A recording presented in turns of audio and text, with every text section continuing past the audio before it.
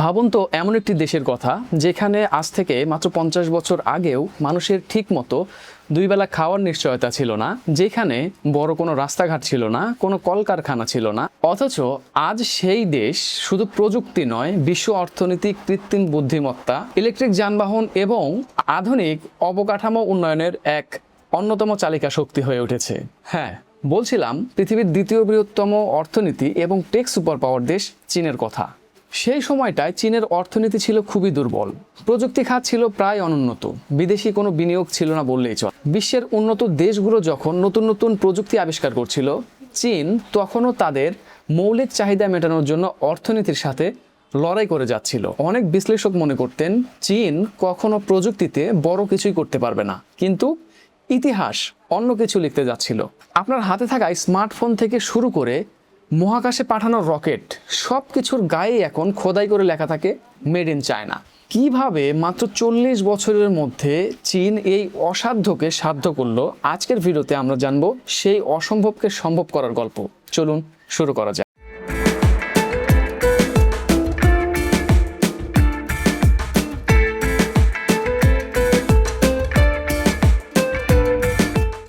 গল্পটা শুরু করতে আমাদেরকে যেতে হবে অনেকটা পেছনে।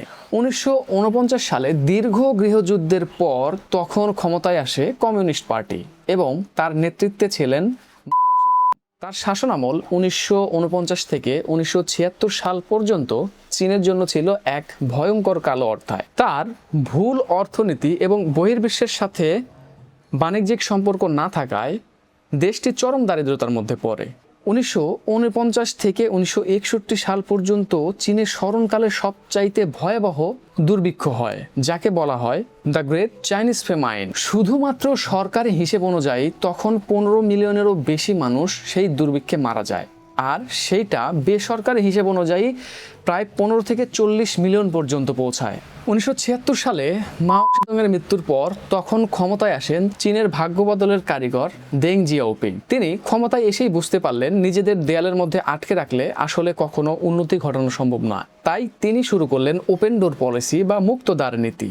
এই একটি সিদ্ধান্তই ছিল আধুনিক চীনের জন্মলগ্নের সূচনা।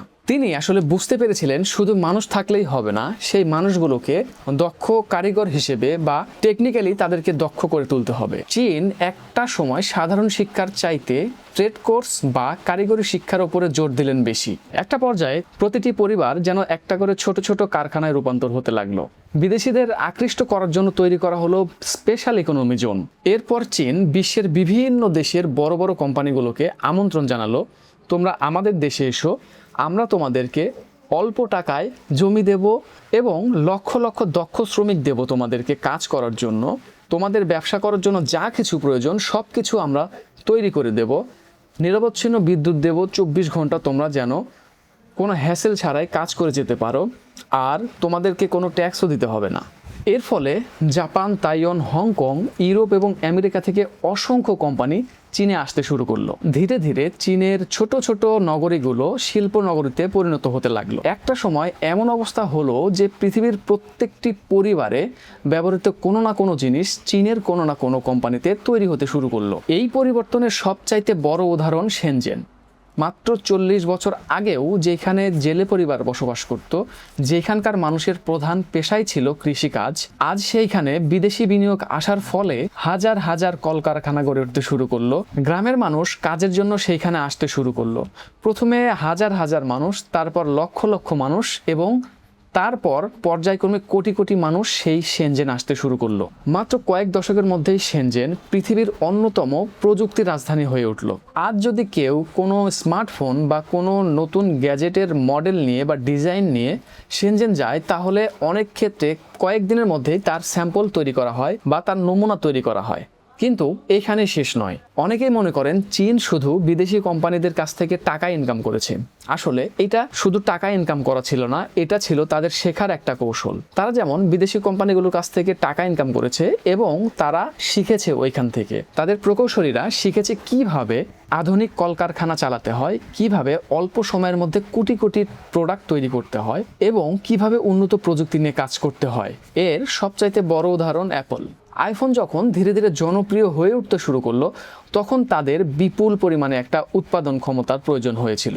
আর চীনের কারখানাগুলো তাদেরকে সেই সুযোগ তৈরি করে দেয়। বিশেষ করে ফক্সকনের কারখানাগুলো লক্ষ লক্ষ মানুষের কর্মসংস্থান সৃষ্টি করে। অনেক বিশ্লেষক মনে করেন অ্যাপল যেমন চীনের উৎপাদন শিল্পকে উন্নত করেছে, তেমনি চীনও অ্যাপলকে বিশ্বের নামিদামি এবং বড় কোম্পানিতে পরিণত করতে সাহায্য করেছে। এরপর আসে টেসলা। 1919 সালে টেসলা সাংহাইয়ে তাদের বিশাল গিগা ফ্যাক্টরি নির্মাণ করেন। চীনের সরকার দ্রুত অনুমোদন দেন এবং অবকাঠামোগত সহায়তা প্রদান করেন, ফলে টেসলা দ্রুত উৎপাদনে সক্ষম হয়। আজ টেসলার বৈশ্বিক উৎপাদনের একটি বড় অংশ চীন থেকেই আসে। এতদিনে চীন অন্য কোম্পানিগুলোর সাথে কাজ করে করে বুঝে গিয়েছিল শুধু অন্যের জন্য কাজ করলেই হবে না, নিজেদের জন্য পণ্য তৈরি করতে হবে, নিজেদের কোম্পানি তৈরি করতে হবে এবং নিজেদের প্রযুক্তি তৈরি করতে হবে। আর সেইখান থেকেই জন্ম নেয় হুয়াই, বিওয়াইডি, ডিজিআই, শাওমি এবং আলিবাবা এক্সপ্রেস এর মতো কোম্পানিগুলো। প্রথমে তারা বিশ্বের কাছ থেকে শিখেছে এবং তারপর সেই জ্ঞানকে কাজে লাগিয়ে তারা তৈরি করেছে তাদের নিজস্ব কোম্পানি এবং নিজস্ব প্রোডাক্ট।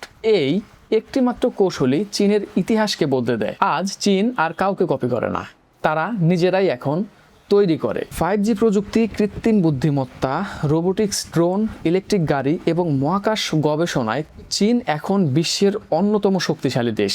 চীনের লক্ষ্য শুধু বিশ্বের সবচেয়ে বড় কারখানা হওয়া নয়, তারা চায় ভবিষ্যতের প্রযুক্তি যেমন এআই, উন্নত চিপ, কোয়ান্টাম কম্পিউটিং, 6G প্রযুক্তি, রোবট এবং মহাকাশ প্রযুক্তি নেতৃত্বেও তাদের হাতেই থাকুক। কারণ তারা জানে ভবিষ্যতে যার হাতে প্রযুক্তি থাকবে, বিশ্ব অর্থনীতি এবং প্রভাবও অনেক অংশ তাদের হাতেই থাকবে। আজকের মতো এই পর্যন্তই, দেখা হচ্ছে পরের ভিডিওতে। সেই পর্যন্ত সবাই ভালো থাকবেন, সুস্থ থাকবেন। আল্লাহ হাফেজ।